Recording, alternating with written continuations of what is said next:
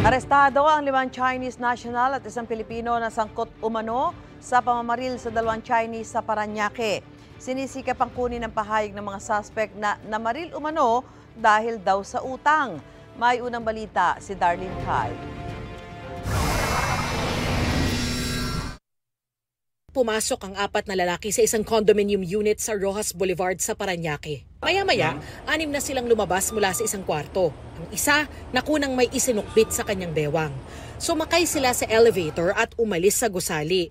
Namaril na pala sila noon ng 2 magkapatid na lalaking Chinese nationals. After the receipt of yung report po, nung na-receive namin, immediately tumakbo po kami kagad doon sa lugar.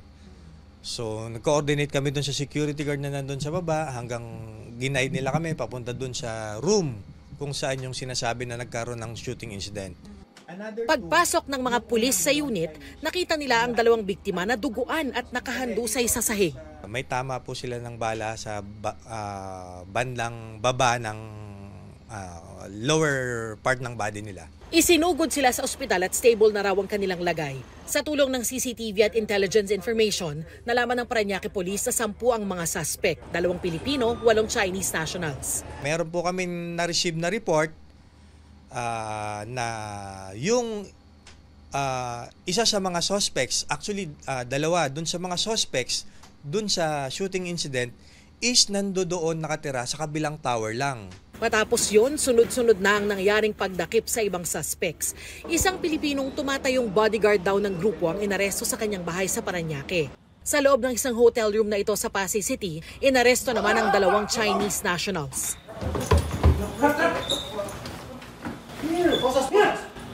Sa isa namang hotel sa Clark, Pampanga, natunton at naaresto ang isa pang Chinese national. Sa kabuuan, 5 Chinese nationals at isang Pilipino ang inaresto. Nakuha sa kanilang 2 baril, 2 sasakyan at 3 motorsiklo. Lumalabas sa investigasyon na may utang ang 2 biktima sa isang grupo ng Chinese nationals na nagpapautang sa casino players. Based on our initial inquiry and investigation, walang lumabas na Pugo-related or IGL-related, these involved personalities. And they were employees or casino sila nagtrabaho. And they have their own junket. Ang arestadong Pilipino, dati na raw nahuli dahil sa carnapping at robbery. Ang isa naman sa mga Chinese nationals ay may kaso ng coercion. 4 pa ang pinaghaharap ng motoridad kasama ang umano'y big boss ng grupo na Chinese national din. Nasa loob lang daw sila ng sasakyan kaya hindi nakunan ng CCTV. Patuloy na hinahanap ang iba pang suspect. Iniimbestigahan na ng Presidential Anti-Organized Crime Commission o PAOC ang insidente para malaman kung may kinalaman sa mga illegal na pogo ang mga suspect. Ito ang unang balita. Darlene Kai para sa GMA Integrated News. Mga kapuso, para una ka sa mga balita, mag-subscribe sa GMA Integrated News sa YouTube. Sa mga kapuso abroad, subaybayan niyo po kami sa GMA Pinoy TV at sa www.gmanews.tv.